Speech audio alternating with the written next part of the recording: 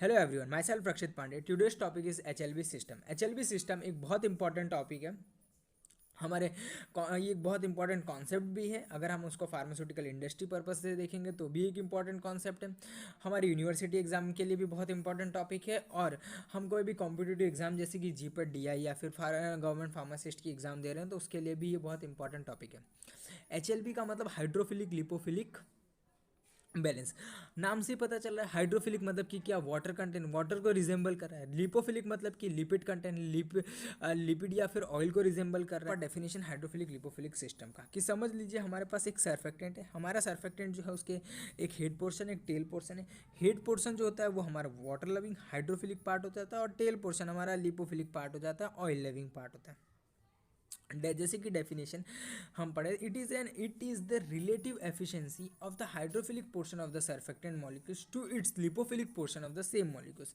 मतलब कि किस क्या कौन मतलब कि अगर एचएलवी बैलेंस क्या बता रहा है कि अगर हमारे पास एक सर्फेक्टेंट है तो उसका हाइड्रोफिलिक पोर्शन कितनी एफिशिएंसी रख रहा है किसी मॉलिक्यूल्स का, और उसका लिपोफिलिक उस सेम मॉलिक्यूल्स का कितनी एफिशिएंसी रख रहा है। उस बेस में हम पता कर सकते हैं कि कौन सा नेचर ज़्यादा रिजेंबल्स करता है, कौन सा नेचर ज़्यादा प्रीफर कर पाता है। कोई भी सरफेक्टेंट हाइड्रोफिलिक या लिपोफिलिक में से कौन सा नेचर ज़्यादा प्रेफरेबल कर पाता है, वो उसके जो होते हैं हमारे हाइड्रोफिलिक पोर्शन और लिपोफिलिक पोर्शन किसी भी सरफेक्टेंट मॉलिक्यूल से पता कर सकते हैं। उसकी रिलेटिव एफिशिएंसी वहाँ से पता की जा सकती है।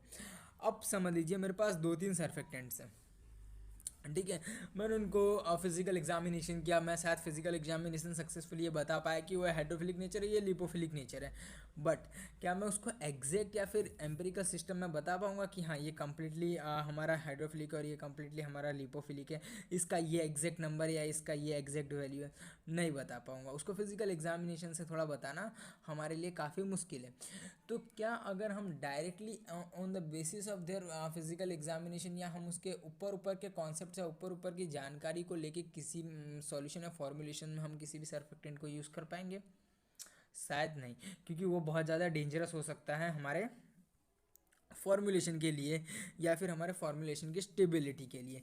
इसीलिए इसी चीज़ को देखते हुए हमारे ग्राफिन नाम के साइंटिस्ट जिन्होंने अब एक एचएलबी स्केल इंट्रोड्यूस किया, हाइड्रोफिलिक लिपोफिलिक बैलेंस, जो सरफेक्टिव एजेंट को प्रॉपर एचएलबी नंबर दे रहा है, एचएलबी वैल्यू दे रहा है। जैसे कि हमें यहाँ दिख रहा है कि हमारा 9 के ऊपर की वैल्यू हाइड्रोफिलिक बता रहे हैं, 6 के नीचे हमारा हाइड्रोफोबिक बता रहे हैं। मतलब कि जितनी कम एचएलबी वैल्यू उतना ज़्यादा ऑयल सॉल्युबिलिटी, उतना ज़्यादा लिपोफिलिक, जितना ज़्यादा उतना हाइड्रोफिलिक नेचर, उतना वाटर सॉल्युबिलिटी। वाटर डिस्पर्सिबल मतलब बीच में जो होता है कि दोनों के बीच में बैलेंस मेंटेन हो जाता है।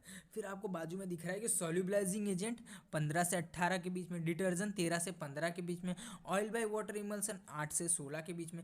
ये जो नंबर्स इसमें दिए गए हैं ये बहुत इंपॉर्टेंट प्रैक्टिकली हमें यूटिलाइज करना। तो हमें अगर हम कोई इमल्सन बना रहे हैं ऑयल बाय वाटर, तो नॉर्मल सी बात है हम वही एजेंट इमल्सिफाइंग एजेंट डालेंगे 18 से, जिसका ये एचएलबी वैल्यू 18 से 16 है। ऐसा तो नहीं कि हम बना रहे हैं ऑयल बाय वाटर और हम 3 से 6 के एचएलबी वैल्यू वाले इमल्सिफाइंग एजेंट को ला के डाल दिया। नहीं, पॉसिबल ही नहीं, स्टेबिलिटी दे ही नहीं पाएगा। उसके लिए हमें पर्टिकुलर एचएलबी पता होनी चाहिए। ये चीज़ ग्राफिन ने बता दी थी। अब ग्राफिन के एम क्यों, क्या की पॉइंट्स रहा ग्राफिन स्केल का, ऐसे क्या खास बात है ग्राफिन स्केल के अंदर? तो सबसे पहले तो ग्राफिन किसी भी 3-4 सरफेक्टेंट का एक एम्पेरिकल वैल्यू दे रहा है, मतलब एक प्रॉपर वैल्यू दे रहा है जिससे हम उनको आपस में कंपेयर क्या कर सके, या फिर उनको हम एक पर्टिकुलर यूज़ के लिए पर्टिकुलर जगह पे हम उसको सही तरीके से यूज़ कर सके। दूसरी बात, इमल्सन की स्टेबिलिटी के लिए हमें इमल्सिफाइंग एजेंट पता होना चाहिए। जैसे कि मैंने आगे कोई एग्जाम्पल बताया, जितना ज़्यादा सरफेक्टेंट हाई एचएलबी वैल्यू वाला होगा उतना ज़्यादा हाइड्रोफिलिक नेचर होगा, मतलब कि वाटर सॉल्युबल होगा। जितना कम वाटर इनसॉल्युबल, या फिर ऑयल सॉल्युबल, मोर लिपोफिलिक। ठीक है। एग्जाम्पल, बहुत बेस्ट एग्जाम्पल स्पान और ट्विन का। स्पान जो है वो हमारा सॉर्बिटेन फैटी एसिड एस्टर है जिसकी एचएलबी वैल्यू 1.8 से 8.6 है, जो हमारी कम है मतलब कि हाइड्रोफिलिक नेचर कम है। हाइड्रोफिलिक नेचर कम है मतलब लिपोफिलिक नेचर ज़्यादा है, ऑयल सॉल्युबिलिटी ज़्यादा है। सेम विद ट्विन, ये बहुत इंपॉर्टेंट पॉइंट है। Tween are the polyoxo ethylene derivative Spans. ये स्टेटमेंट इंपॉर्टेंट क्योंकि ऐसे जो होती है वो ज़्यादा होती है 9.6 से 16.6 6। सो ज़्यादा हाइड्रोफिलिक नेचर, वाटर सॉल्युबिलिटी ज़्यादा होगी।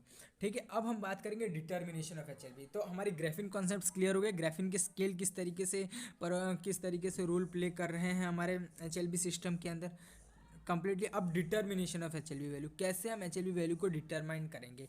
नॉन आयनिक सरफेक्टेंट के लिए हमारे पास एक बेस्ट फॉर्मूला है, HLB is equal to E plus P upon 5। E क्या है, percentage by weight of ethylene oxide, और पी क्या है, polyhydric alcohol, percentage of polyhydric alcohol. अगर हमारे पास ये दो वैल्यूज दी गई हो तो हमें एचएलबी वैल्यू पता चल जाएगा। Five is the constant. और उसके बाद सेकंड जो होता है HLB value of fatty acid of ester polyhydric alcohol such as glyceryl monostearate जैसे कि ग्लिसरल मोनोस्टेरेट है, उसकी एचएलबी आपको पता करनी है। तो HLB is equal to 21 minus S upon A. S saponification number और ए क्या है, एसिड नंबर। सेपोनिफिकेशन नंबर क्या होता है, समझ लीजिए मेरे पास कोई सर्फेक्टेंट है या फैटी एसिड है, उसको मुझे सेपोनीफाई करना है, तो मुझे कितने अमाउंट का KOH या NOH की ज़रूरत है उसको सेपोनिफिकेशन करने के लिए, उस अमाउंट को मैं सेपोनिफिकेशन नंबर कहता हूँ। एसिड नंबर के बारे में बात करें तो एसिड नंबर की, अगर मेरे पास कोई भी सर्फेक्टेंट है उसको न्यूट्रलाइज करना है तो कितने अमाउंट में हमें NOH या KOH की ज़रूरत होगी किसी भी फैटी एसिड के एसिड को या फिर उसकी बेसिसिटी को न्यूट्रलाइज करने के लिए, तो हम उसको एसिड नंबर कहते हैं।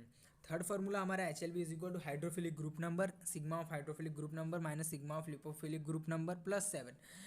एचएलबी of polyoxyethylene of sorbitol monolaurate, जिसको हम 20 कहते हैं, उसका हमें एस दे दिया गया, ए दे दिया गया। HLB is equal to 21 minus S upon A, फार्मूले में पुट करो आपको आंसर मिल जाएगा डायरेक्ट। रिक्वायर्ड एचएलबी के बारे में बात करें तो required HLB, oil is used in the formulation of emulsion required to certain HLB value to be formulated as a water by oil emulsion or oil by water emulsion for the same oil. The required HLB for oil by water emulsion is higher than the required HLB value for water by oil emulsion. HLB value जो oil phase in the following oil by water emulsion, हमारे पास एक prescriptions दिया रहेगा जिसके अंदर हमारे पास cetyl alcohol जैसे 15 ग्राम है, वाइट वैक्स 1 ग्राम है, लेनोनिन एनहाइड्रेस 2 ग्राम, इमल्सिफाइम जितना क्वांटिटी हमें ज़रूरत है उस हिसाब से हम यूज़ करेंगे। ग्लिसरीन 5 ग्राम, डिस्टिल वाटर को हमें 100 ग्राम तक का हमें 100 ग्राम का हमें फॉर्मुलेशन रेडी करना है, तो 100 ग्राम तक हम डिस्टिल वाटर को रखेंगे, 100 ग्राम तक हम उसको डिस्टिल वाटर का एडिशन कर रहे होंगे। ठीक है, अब RHLB हमें दे दिया गया, सिटाइल अल्कोहल का, वाइट वैक्स का दे दिया और लेनोनिन एनहाइड्रेस का दे दिया गया। अब हमसे बोल रहे हैं कि रिक्वायर्ड HLB फाइंड करो ऑयल बाय वाटर के इमल्सन का। सबसे पहले क्या करना है कि हमें सबसे पहले हर एक का परसेंटेज फाइंड करना है कि सिटाइल अल्कोहल कितना रोल प्ले कर रहा है 100 ग्राम 100% के अंदर, वाइट वैक्स कितना कर रहा है और लेनिन एनहाइड्रेस कितना कर रहा है। उसके लिए सबसे पहले हमें क्या चाहिए, टोटल कितना हमारे पास ऑयल फेस है।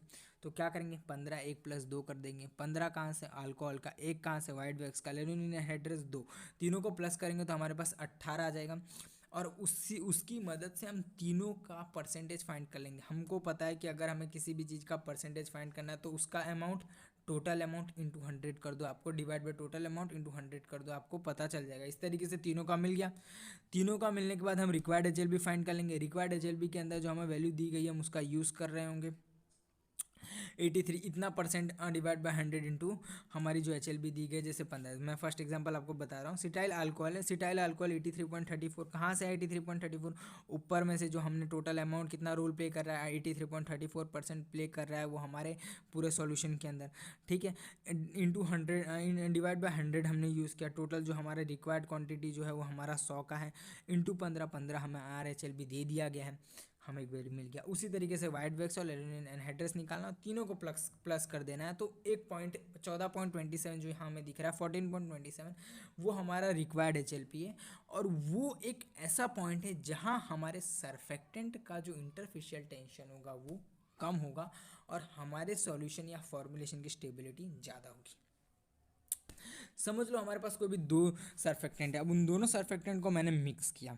अब जब मैं उन दो सर्फेक्टेंट को मिक्स कर रहा हूँ तो एक क्वेश्चन अराइज होता है कि उनका मिक्सर HLB वैल्यू कितना होगा। ठीक है, अब मैं इसको एक एग्जांपल से समझ रहा हूँ कि ये बहुत कॉमन एग्जांपल है। और ट्विन दे दिया गया है, स्पान ट्विन 60 और स्पान 60 दे दिया गया है, उसका हमें मिक्सर HLB निकालना है। दोनों का हमें परसेंटेज दे दिया है कितना कितना है एक का सॉल्यूशन के अंदर और उसके HLB क्या है। डायरेक्टली आप फार्मूला में पुट करो उस वैल्यू को, आप 10.83 82 निकालोगे। ये फार्मूला जो है वो मेरा जो मैंने रीअरेंजमेंट करके निकाला है वो फार्मूला। अब बेसिकली अब कुछ एग्जांपल्स, कुछ कॉमन सर्फेक्टेंट्स हमें पता होनी चाहिए, उनकी एचएलपी वैल्यू पता होनी चाहिए, जो आपको स्क्रीन पे दिख रही है। एच स्पान 20 का 8.6 है, स्पान 40 का 6.7 है। इसी तरीके से जितने भी हमारे ट्विन 20 है, ट्विन 40 है, इन सब के हमें एचएलपी वैल्यू याद होनी चाहिए। बेसिकली कॉमन वालों की याद होनी चाहिए, जैसे कि स्पान 60, ट्विन 60, हमारे स्पान 85, इन सब की जो नॉर्मली पूछे जाते हैं 60 करते हैं। कौन से फैक्टर अफेक्ट करते हैं एचएलवी वैल्यू के अंदर? पहला factor nature of immiscible face. अब इमिसिबल फेस क्या होता है? Best example water oil. अगर हम पानी और तेल को कितना भी मिक्स कर दो, आप उसको मिक्स नहीं कर पाओगे। उसको करोगे तो आप उसको दूर से देख लोगे कि ऊपर तेल है नीचे पानी है, ठीक है। अगर हम कंटेंट बढ़ा देते हैं तो चीज़ों का थोड़ा ऊपर हमारा, अगर वाटर कंटेंट हमारा कम हो जाता है तो भी हमें ऊपर और नीचे डिवाइड हो जाएगा, बीच में एक लेयर फॉर्म हो जाएगा। तो इजीली हम बता देंगे कि हाँ दोनों चीज़ अलग अलग है। दूसरा प्रेजेंस ऑफ एडिटिव्स। हम जो एडिटिव्स ऐड कर रहे होते हैं, कि अगर हमें ऑयल बाय वाटर या वाटर बाय इमल्सन बनाना है तो डायरेक्टली तो हम बनेगा नहीं, उसके अंदर हमें प्रिजर्वेटिव और ये सब चीज़ें भी यूज़ करनी है, क्योंकि हम उसे फॉर्मुलेट करेंगे और एक लंबे समय तक फॉर्मुलेट करना है, लंबे समय तक हमें उसे रखना भी पड़ेगा, उसको यूज़ भी करना पड़ेगा। और उसमें डिफरेंट टाइप ऑफ फैक्टर्स भी उस चीज़ को अफेक्ट कर रहे होते हैं, उससे बचने के लिए भी हम एडिटिव्स यूज़ कर रहे होते हैं। सो वो एडिटिव्स का क्या इफेक्ट हो रहा है एचएलबी पे? Concentration of surfactant, phase volume और टेम्परेचर, इसका इफेक्ट हमें एचएलबी पे दिखाई देगा।